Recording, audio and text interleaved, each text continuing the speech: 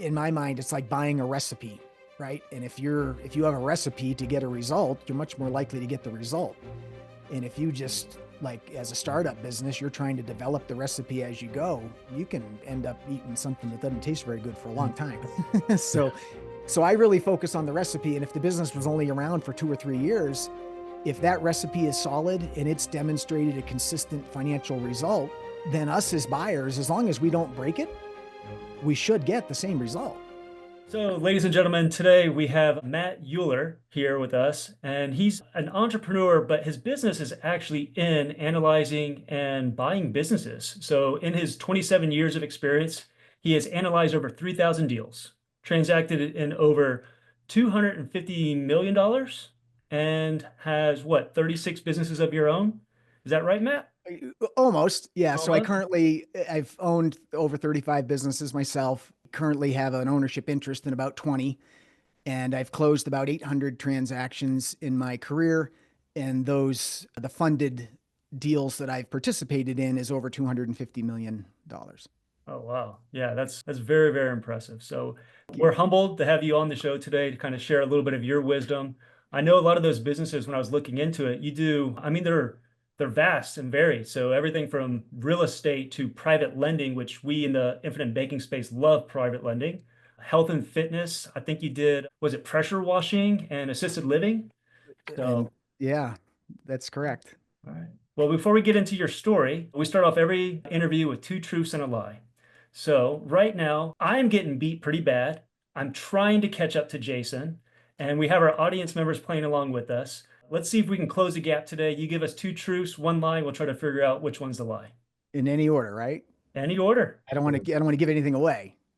No, Okay. don't give anything away because the audience is also listening. We want them participating, letting us know what they think is two truths and a lie while they listen to you, Matt. So Very good.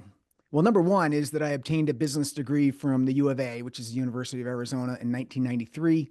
And I went on to start my career analyzing and selling businesses as a business broker. Number two is after I graduated high school, I worked with Tony Robbins as one of his bodyguards during his live events around the country. And number three is I worked third shift as a janitor while attending high school and then started a janitorial business after I graduated, which I had built up to 40 employees before selling. wow, these are powerful. You added a lot of detail. You must have heard what I'm looking for when I'm trying to discern, which is two truths and a lie. All right. Jeremy's head spinning. Jeremy's just hoping I don't get this wrong. I hope I don't get this wrong. Yeah. So just to recap, business degree, Tony Robbins bodyguard, and janitorial business with 40 employees that you sold. And you That's sold correct. not that you sold the employees, you sold the business. Yes, that Okay. I worked third shift as a janitor while attending high school and then started a janitorial business after I graduated, which I built up to 40 employees and then sold. I'm going to guess that the lie is you don't actually have a business degree. I think that you look fit. I'm going to say that you were a bodyguard. And I would imagine that someone with your work ethic probably started very blue collar and worked your way up. So that's my guess, is that you actually don't have the business degree. Jason, what are you Interesting. thinking? I'd like to go against the grain here, but I think that is also what I heard. I don't know if the 93 was the lie part or you don't have a business degree. I thought it unique that as soon as you said Tony Robbins, I'm like, yes, somehow this guy has a background with Tony Robbins. I didn't see bodyguard coming. And the janitorial one's the one I feel like is definitely the truest of the three. So I'm going to go one is a lie and two and three were actual truths. Jason, I can't spread the gap or at least catch up with you if you keep guessing my guesses. I'm not guessing your guesses. I'm listening to my man, Matt Uhler, and what he's sharing. That's what I'm picking up. And you look at 93 would mean that if you graduated in 93 would mean that you're like 54. And I don't think you're that old either. So, Well, I greatly appreciate that. So you're both correct. So I am 54. And so I did the math to figure out when I should have graduated from U of A had I, nice. but I didn't. So yes, very well done, gentlemen. All right.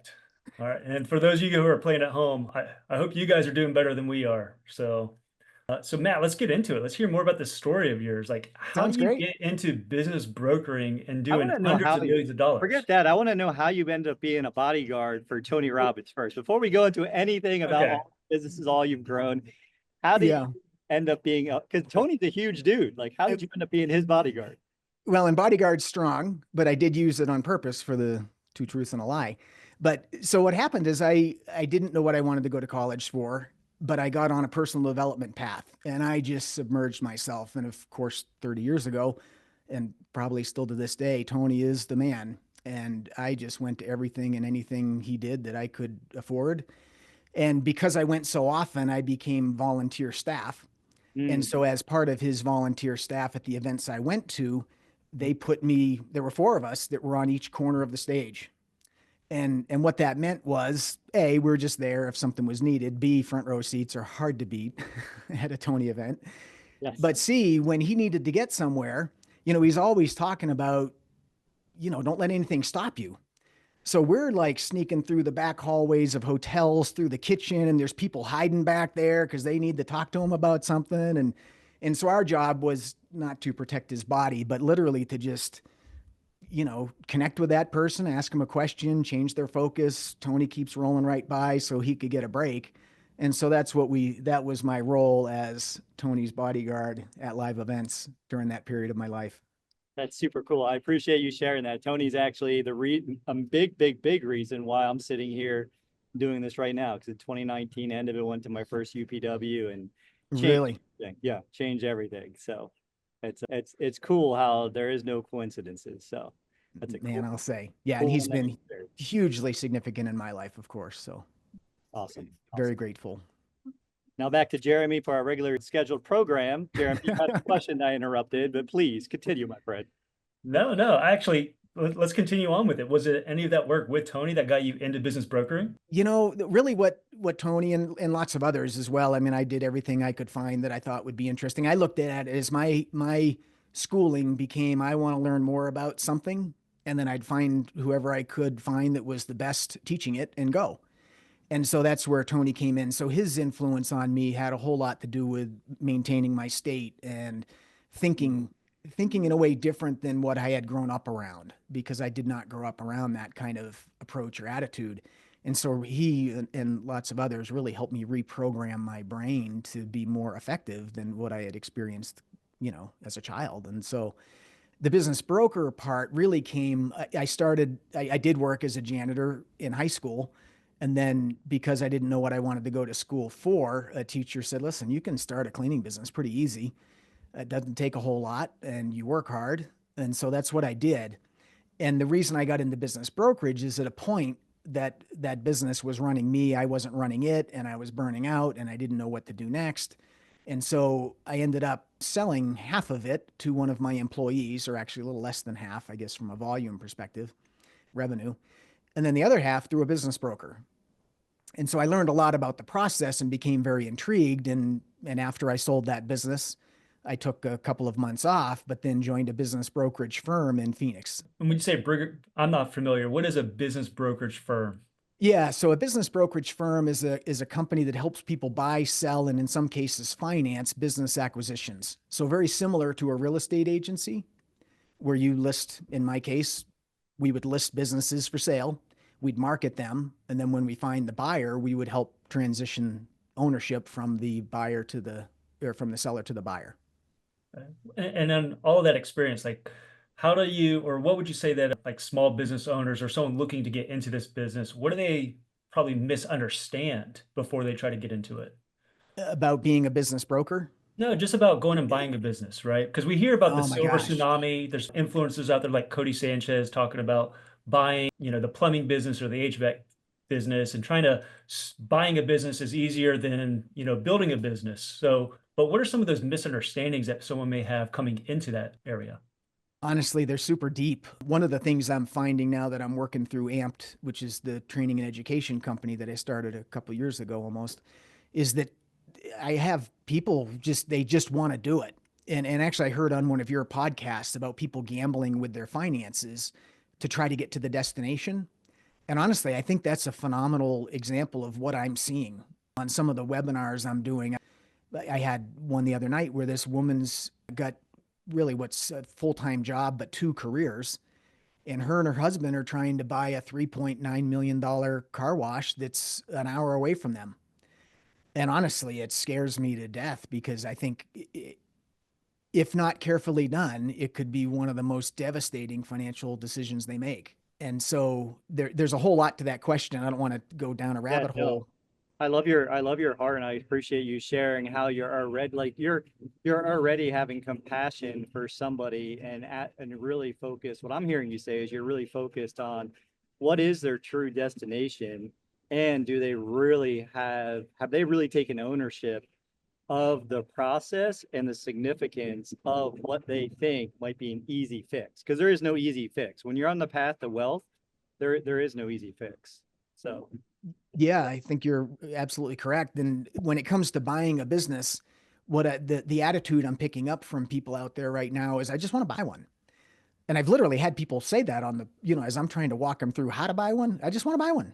And it's like, oh my gosh, there's so much to it. And so without going too deep into that, the one of the biggest factors is that do people have enough money to actually buy one? And mhm. that's down payment. So having a general understanding of what's required from a financial standpoint to obtain financing. But the whole second piece that gets overlooked is that the number one reason for SBA, Small Business Administration backed loan defaults, is lack of operating capital.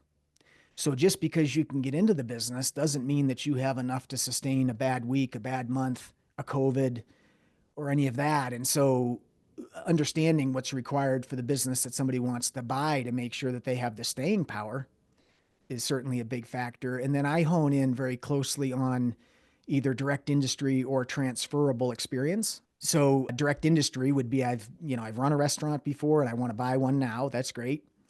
Transferable would be, I worked for a restaurant or I worked at a hotel that had a food venue. I understand profit loss, customers, food quality, those kinds of things. So those can tie in to the business as well. And then the last thing that I think is probably equally as significant is just the proximity.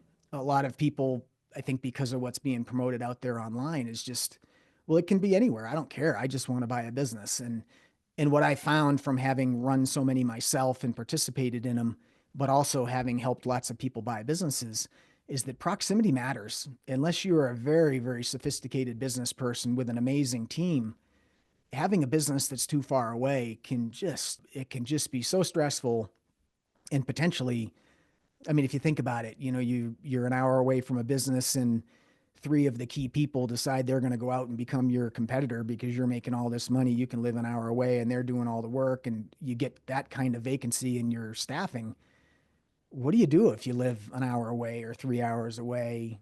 So those are the kinds of things that come with my experience, I guess, that I've seen that have been challenging or even painful for people that concern me when somebody just wants to I just want to buy one. It'll be fine. And When you have one of the things that I hear that really kind of, I think, has some crossover with what we do in the infinite banking space is you talked about capital reserves, right? When buying that business and Mm-hmm. having small business loans.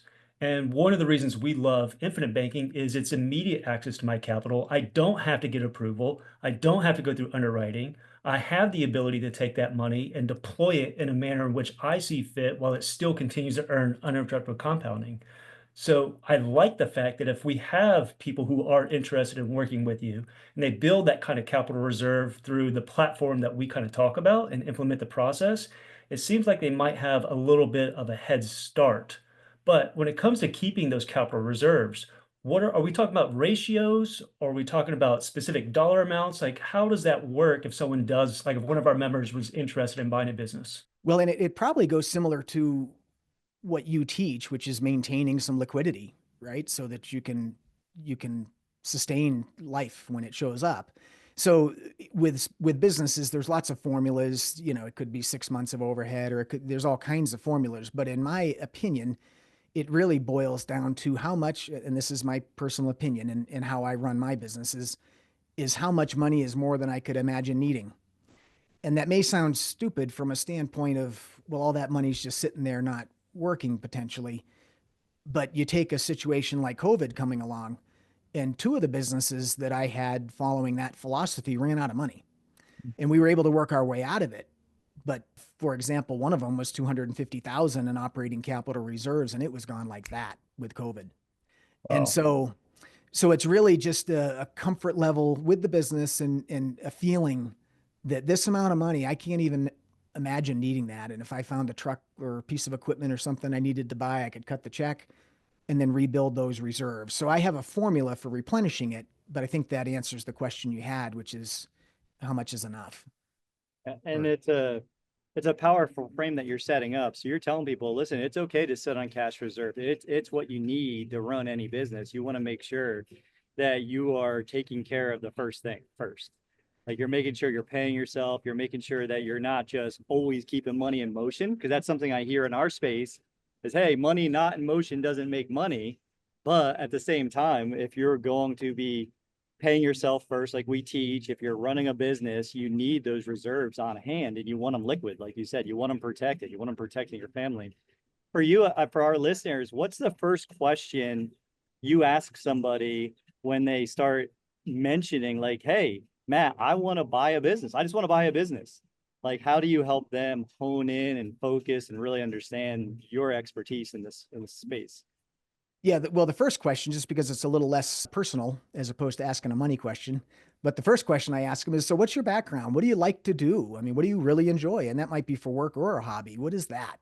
And then as they talk with me, I get a better understanding of where their skill set are. I mean, do they have an attention to detail? Do they not? Are they a people person? Would they rather not work with people? Those things really are significant when it comes to buying a business. And then the next question, of course, is really two questions, but one is, what kind of money do you have set aside or available? And that could be home equity, retirement. I mean, there are lots of places for that to come from. But how much money do you have available to buy a business with? And what does your lifestyle typically require that you earn? So with those factors, I can get a pretty good idea of what size business somebody needs, either from an income performance level or from a limit of how much money they have available to spend. That's great. Here's a question for you. How do you address key person risk in these businesses? It's a great question. And I don't know that there's one answer. Again, I could talk as long as you wanted to about these kinds of things, but key person risk in my own partnerships, the biggest problems I've had with the businesses that I try to invest in and own are ones where my partner is, or the key person is not a partner. And I've even had businesses where I set it up where we've got a partnership set up and the boots on the ground person has an equity stake and they need to leave for some reason. And when that happens, it it just becomes an enormous problem because it's very, very difficult to get a key employee in a main street business. Now, if you're talking a business that's doing, 25 million a year or something, that may be different, but main street businesses, let's say 10 million in revenue or less, it's hard to get a key employee that's going to treat it like an owner for a long period of time without being an owner, and that's actually capable of taking on owner duties like cutting payroll checks, cutting regular checks, where you want them that included in the financial aspect of the business without having some ownership interest. Yeah, one of the reasons I ask is in the infinite banking space, we actually use obviously the product of whole life for banking, but it also allows for offsetting key person risk just by the nature of what the product is. So covering those death, disabilities, but also things like a buyout, right? Because you can build up so much liquidity inside of these and have the actual business itself own it, then you could end up using the capital inside of it for business funding. So if someone was disabled for a reason, you could use that to kind of offset, or if someone leaves, you can actually use that capital to go out and find another key employee. Yeah, and we do use life insurance policies to protect for death and disability and those kinds of things, not necessarily disability, but death of a key person. But from an operational perspective is how I was responding, that from an operational perspective, when we lose a key person, oftentimes, if we're not actively involved in the business, it gets to be a nail biter. What sort of protections would you recommend for someone who's coming in? It's like, I want to start a business today, and I'm thinking about partnering, right? So I'm thinking about partnering with a person. How would you advise them in terms of looking at that partnership, setting up proper structures, protections, operating agreements? What would you kind of give them the left and right limits? Yeah. So again, really deep question. And I take all of these topics super seriously and have been through them so many times that again, there's a lot there.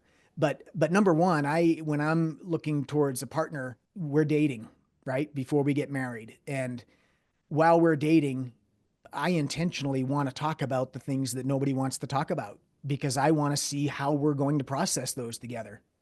And part of the operating agreement I use with my partners is one that has all of those topics built into it. You know, what happens if somebody gets disabled? What happens if the person stops showing up? Can they be fired from that role?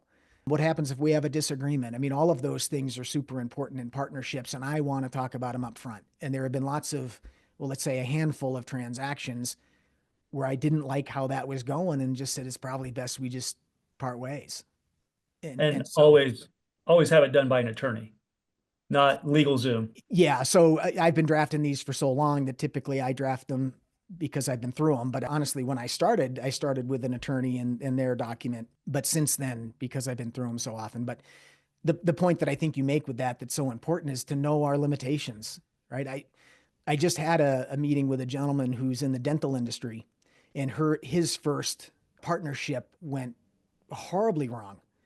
And the part of it, a big part of it, he said, is I didn't want to spend the $5,000 on an attorney. And it cost them, I mean, I don't even know what it cost them, but a whole lot of pain and suffering on top of financial implications because he was trying to save some money for something he didn't know how to do. And therefore, he didn't have an operating agreement. And, it became a problem.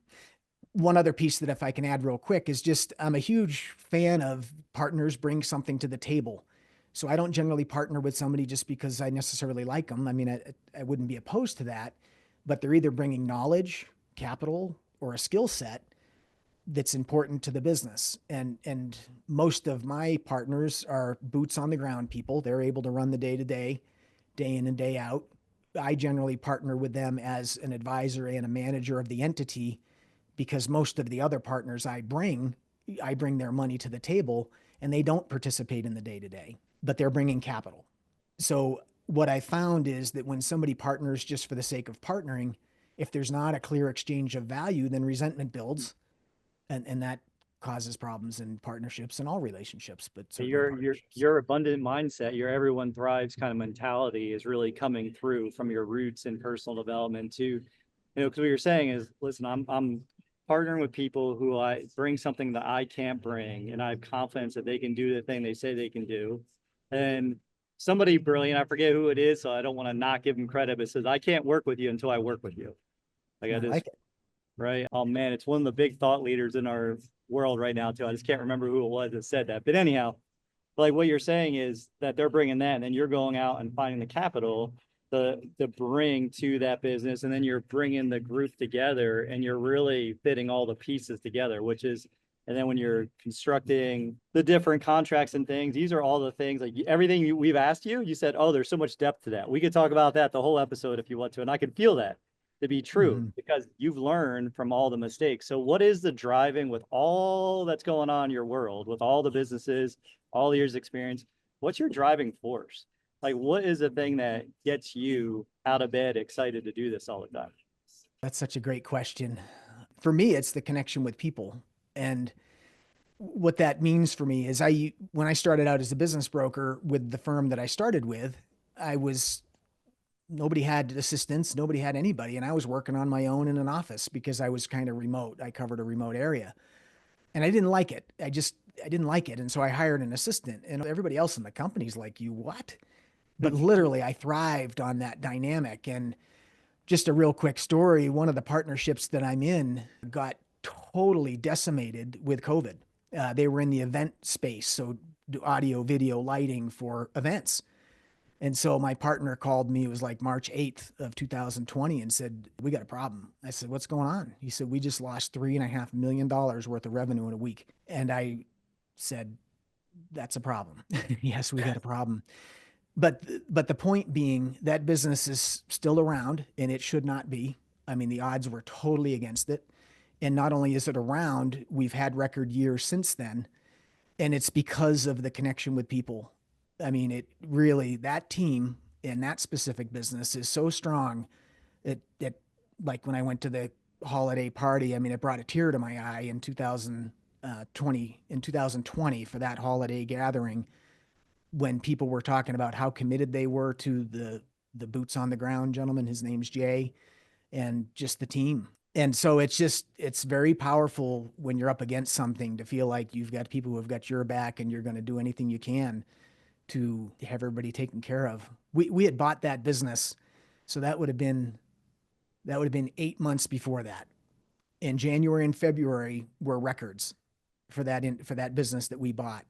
So my partner ended up with homes collateralized. I mean, he would have been financially destroyed if what should have happened happened. And it was Mm. only because of everybody buckling up together and putting everything they had into it that it's still here today. So I love that. That's really exciting for me. Is that a culture or a values? And if so, like how do you recommend like someone set that from day one? Great question. So in that particular business, it is a culture. I mean, a lot of these guys are traveling together all the time, and gals, of course, and they're working real hard as a team, and then they support each other when they're not, and that kind of thing. So culturally, he built that energy within the business. As a partner, I just wanted to do anything I could to assist. I mean, I understood where he was. And again, I can't perform that service, but what I can do is work with our lenders, and I can negotiate with vendors, and I can help strategize.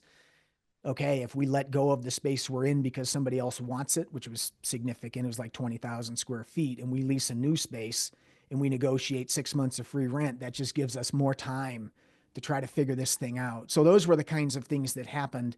And that's what I could bring to the table from my position to try to help.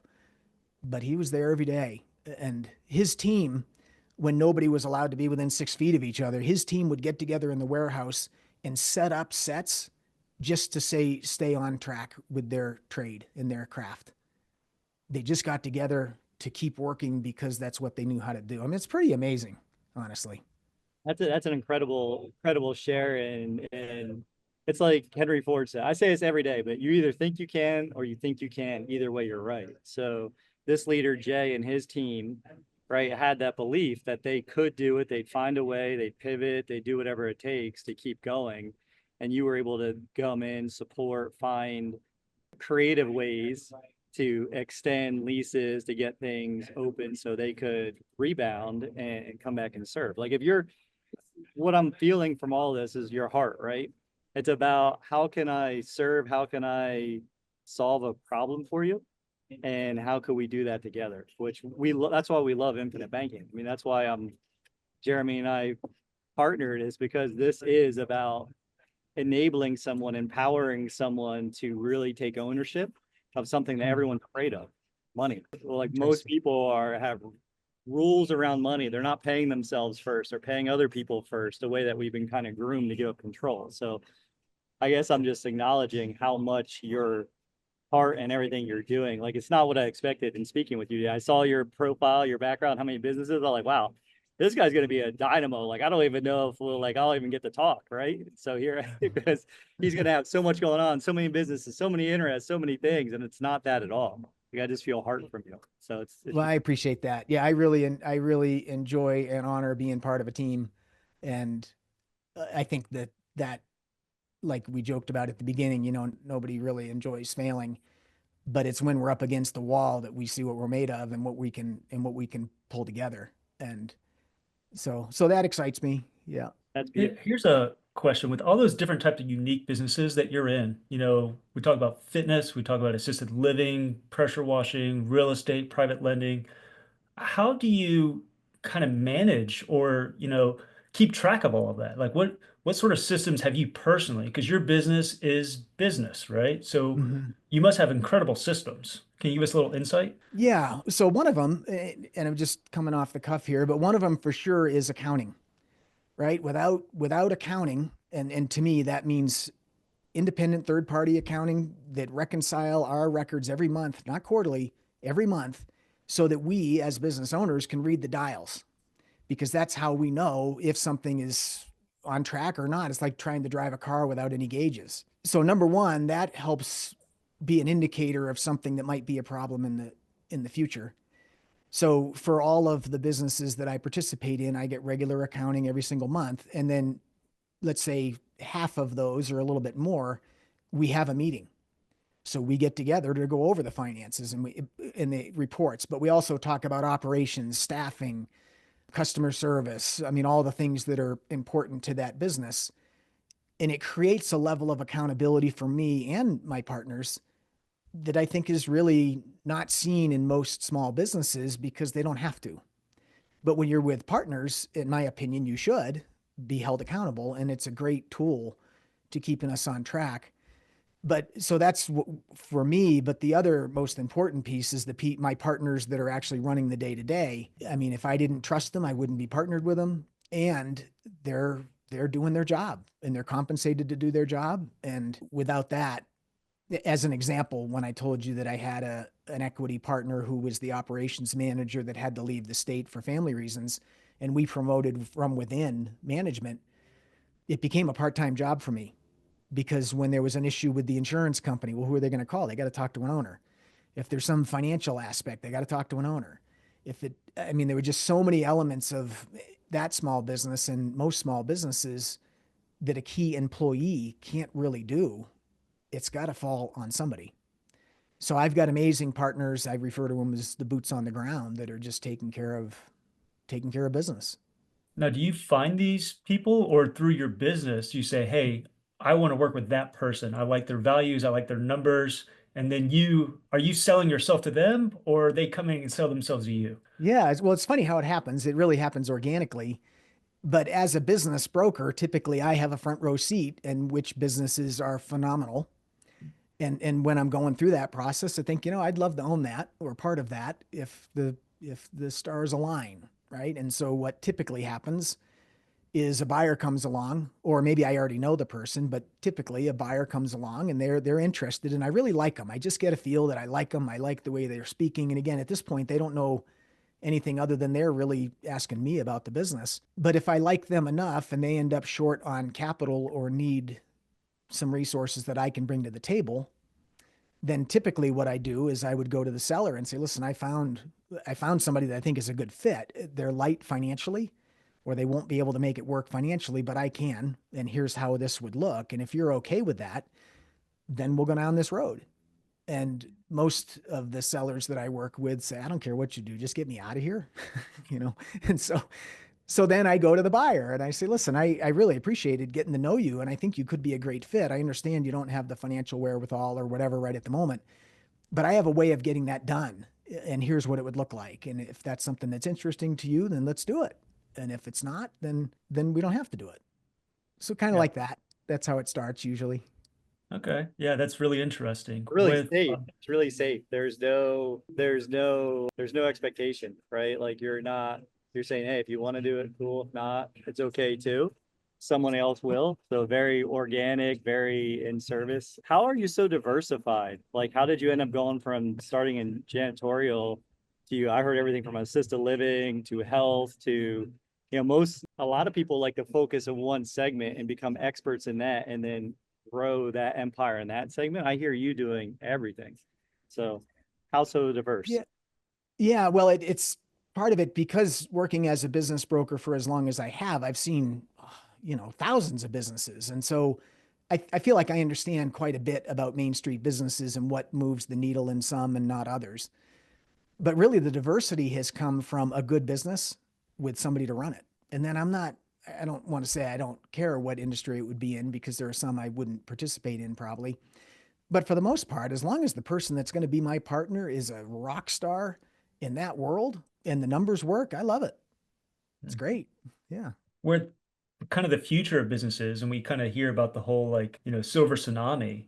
Are there specific businesses that you're more interested in into the future? Like things that you look at being, I don't know, recession resistant, or certain businesses that you're really more attracted to versus others? I take them case by case, but I certainly look at the sustainability. I mean, as an example, I don't know that I would want to be partnering in a newspaper business right at the moment, right? I mean, that might be an industry that's going to struggle in the future potentially. But it's really a case by case basis. And I also think there's again, I specialize in Main Street businesses. So a business in my town that might be struggling in some other town doesn't mean that the business in my town's going to. So I look at probably a much smaller demographic than people might think to determine, is this something that's going to serve us for a long time and be around? And do you look at, I don't know, perhaps the amount of time that business has been in business? Like, do you have qualifiers? Hey, you have to be around profitable for 5 years or 7 years, or do you have certain gates or metrics, like pre-qualifiers, so to speak? The pre-qualifier that stands out the most for me is the financial history indicating a bright financial future. So I, I, I mean, if I'm trying to think of if I've bought a business that has only been in business for 2 or 3 years or 4 years, I don't know that that would honestly scare me as much. I would dive deeply into what did they do in the last 3 to 5 or 2 to 4 for that matter.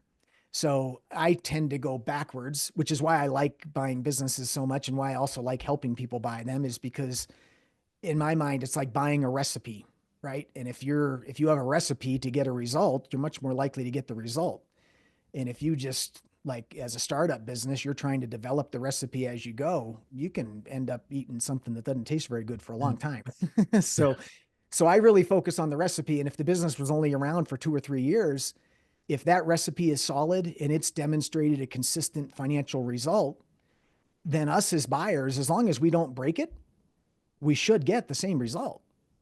And that's proven to serve me well, having that guiding principle. Now, what about for people looking to sell a business? Is there anything they can do to kind of maximize their position before they go to sell it? There's so much. Most of the people that come to me to sell their businesses have not planned for that occasion. And back to the world you all deal with so well, for most of them, it's one of the most significant financial wins that they'll ever have because it's typically one of the biggest assets they have. But it's easy to put that off, especially if they're working in it day in and day out. And so when it comes to selling a business, having the financials clean and organized over a 3 to 5 year period makes a huge difference.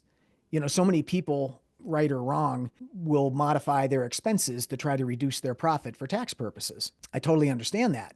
Depending on how they do that, they might be saving 30 to 40 cents on the dollar and losing two, three, four, $5 for every dollar that we can't identify when we go to market the business. And so there's a huge element of preparing your business for sale that has to do with making sure it looks the way it is and good financially, but then also operationally.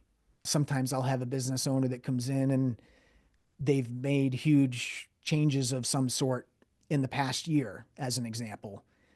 Let me just think of one that's not dramatic. Like they switched locations. Like, well, we just moved to this location 2 months ago.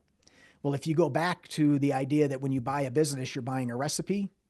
Well, if you change one of the ingredients to that recipe so significantly, you may not get the same result. So a very astute buyer would say, okay, well, I know what the last location provided. Let me just wait a few more months and see if you're on track with this new location or if there's some problem. I mean, maybe the customers can't find it, even though they should. Who knows what? So really from a seller's perspective, the more they can fine tune their recipe and get it humming along consistently as possible before they're ready to sell it, the better for them. And that almost always leads to a greater financial reward when they go to sell. Yeah. And for the variables you're talking about, right, in people's businesses, when they're, like you said, it's almost like retirement, right? People are thinking about going up the mountain, but they have no idea what that's going to look like later on, especially when they're in the business, working in the business with their Main Street businesses. Do you have any resources and guidance for people so they can start thinking long term? I mean, that's one of the things that Jeremy and I face the most often is everyone that's been groomed to think month to month to month versus thinking 10 years, 20 years, 50 years in the future. Do you have resources or ideas or recommendations for those folks? Well, it's really what I'm on track to do now is to provide more education because most people just don't know what they don't know, just like the rest of us, right? And if you're exploring a field you don't know anything about, it can be a hard learning curve. But just as an example to one of the questions, when you asked that question, one of the things that came up for me is that a lot of the service businesses that I sell, they want to, again, minimize taxes. So they buy all kinds of equipment at the end of the year. Well, the value of that equipment is not the driving force in the value of the business. It's the discretionary earnings. It's the cash that it provides a new owner and the current owner. And so I find times that there are people who end up, well, I've got, $1.6 million in equipment, but I make $200,000 a year on my books. Well, again, I can only sell that business for so much based on the 200 that it shows, even with 1,600,000 or You're talking about the evaluation based on the cash flow of the business, because we had this conversation, right, Jeremy, with an accountant that's a strategist, where she was talking about exactly what you're talking about, which I find really interesting. It comes up in multiple things where you're buying all the equipment to lower your taxes now because you're thinking short term.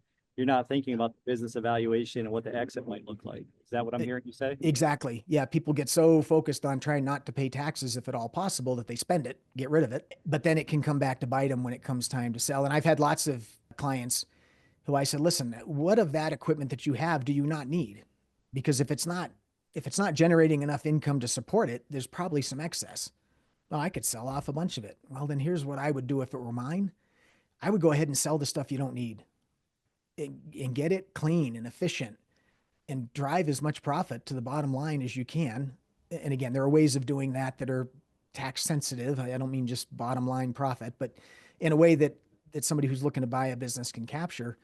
And then they can achieve a much greater reward at the other side, as opposed to just trying to sell that much equipment with not enough income to support it. Yeah. Yeah, that's really, really good. And, continue to listen to this episode. But for those who are interested in the taxes, we do have another episode that you guys can kind of tune in. Matt already knows Danielle Michelle. She's my tax strategist. So I'm very, Very good. grateful to have had her on the episode to share her story and kind of what she was talking about, because you're absolutely right. So many business owners are saying, I want growth, but just kind of what we keep hearing over and over again, December 31st every year, I want to be broke. So I want growth, I want money, but I want to be broke at the end of the year. But then next year, I'm going to do the exact same thing and I'm going to have growth just to be broke at the end of the year. And they don't think long term. And the way that you're talking about it, it just kind of really reiterates that point of thinking long term. If you ever plan to exit, which we're all going to exit at some point or another, right? Like that, we're just human.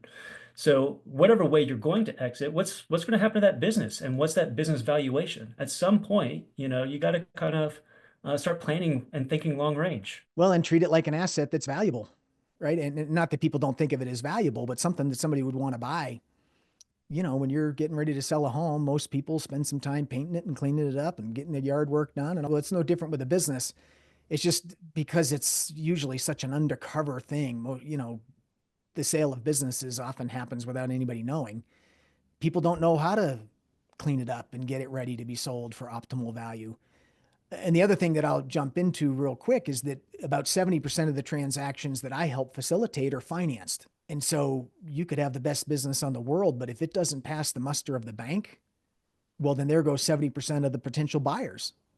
And so that can drive value down. So there's so much to preparing a business to be ready to be sold and financed that can add to the gain for the owner when they're ready to move on. Something I'm present to, and I hadn't thought of it before, so I'm just gonna share, and I'm glad, really excited to have you on today, is a lot of what we look at when we're helping people build up their money over time to go out and be able to do hard money lending or do something they know, like, and understand. This is another awesome avenue for them as they're building up that wealth over time, their opportunity fund, to be able to talk to someone like you and say, hey, I'm interested in healthcare. I'm interested in this. This is where I live.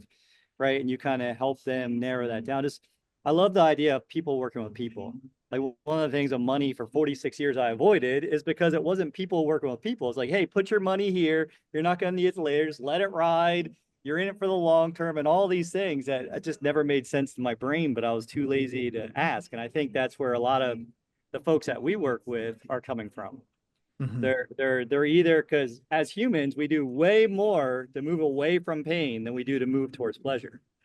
But if we can start helping people think, hey, if you're putting this much money into an opportunity fund and you get to this point in life and you want to start capitalizing on that, you could purchase a business. You could be the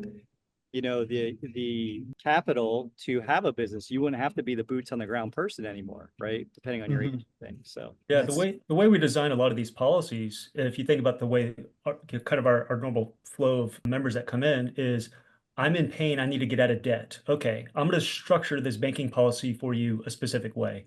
But the way that you're talking about, the other group of members we have is opportunity fund, kind of like what Jason was saying. And what better place to warehouse your wealth than in something that has absolute liquidity, uninterrupted compounding, dividends that pay out. You can access all the growth tax-free. Oh, and by the way, there's a death benefit, which I know that when you're looking at businesses and we start talking about that key man risk, about you having that opportunity, that's why I really think that what we do in terms of scaling these for opportunity funds works so well with potential business owners or people who are looking to buy and sell a business. If you have a liquidity there from day one and they go and talk to you, now they're, in my opinion, you tell me if I'm wrong here, but I think that they would be a step ahead of the average Joe. Oh, for sure. Yeah, I totally agree. And it goes back to the operating capital reserve point we talked about a little bit ago. At least at my age in life, so much of what I'm after is quality of life. And if I'm sweating how I'm going to make payroll on one of my businesses next week, my quality of life is shot. And so the Yeah. operating capital and liquidity and all of that you're talking about provides a peace of mind and a quality of life that is worth every penny to me. But it's also, it gives the opportunity to then, oh, look at my competitor down the road just called me and they want to move on. They're ready to retire. I can take that on. Yeah, interestingly enough, famous business owners who have used this to pay operating capital, like pay your payroll, Ray Kroc, McDonald's, right? You have Really? JC Penney and Harley Davidson, all tapped into their whole life policies, the cash value, to pay payroll and so they can come back to profitability. Wow. That's amazing. You think of it this way. Think if anybody can't see me if you're listening to this, but I'm holding up like a triangle. Like I always look at infinite banking as the foundation, right? It is the foundation for wealth. It doesn't make you wealthy, but as you go to the top, which is the legacy portion or the wealth building portion, when you put your money in motion, when you build up the opportunity fund, that's that solid foundation with the guarantees that we're talking about. No one's ever mad at Jeremy and I or anyone else in our industry because we offer you guaranteed growth, guaranteed death benefit, guaranteed premiums. So nothing's changing. As long as you do the one thing, pay your premium deposits, then you're going to have that liquidity and all the other things we talk about. Right. Mhm. So like I think it's really exciting again that people can work with people. That's what I love about having you on and hearing your expertise. I still can't believe you've been doing this for 27 years. You age really well. So I appreciate that. I guess it's not stressful to be a business broker because you're doing it Oh my right. gosh. That's not true at all. That's why he's got a picture of the ocean behind him for you guys can't see it. So he can look back and see the water and tranquility, right? So Yeah. Yeah, So it can be Matt, as we very, kind of very start wrapping stressful. things up here, where can our members find out more about you? Where can they reach out, touch base with you if they're interested in, tapping into their own opportunity funds, they come and buy or sell a business? How can they reach you? Yeah, ideally would be our website, which is ampedsuccess.com, just as it sounds. And there we have resources to help guide people to what they might be more interested in. And we're constantly working on producing educational materials for people to tap into to get what it is they need if they want to go down this road so that it's something that they can, dive into on their own and then come alongside me and my team to get the result they want with the Yeah. education they need. Yeah. amazing, man. Education is key. Yeah, is. it's especially it feels like in so many of these intricate things, it's just without it, we don't know what we don't know. And every time I get into something I don't know, I feel very uncomfortable very quickly because I realize I'm in uncharted waters for myself, and that gets tricky, dangerous.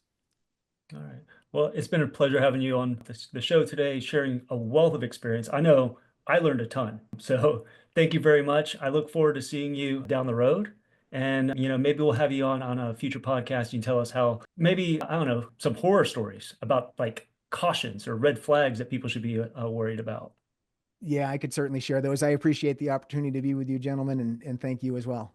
All That was right. awesome, Matt. That would be fun to have you on, share some horror stories. But I think what would be more fun is as we progress in our journey and we have folks with an opportunity fund that actually are connected to you, then we bring back in the success of how easy it was to fund because we didn't have to go through a traditional bank.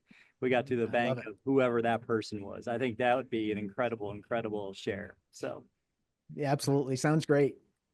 And as we sign off all of our episodes now, we just want to remind all of our members that you're already in banking. you're just not the bank yet. All right. Take care. Thanks for joining us on WealthWise Banking. If today's episode inspired you, please subscribe, leave a review, and give us a like.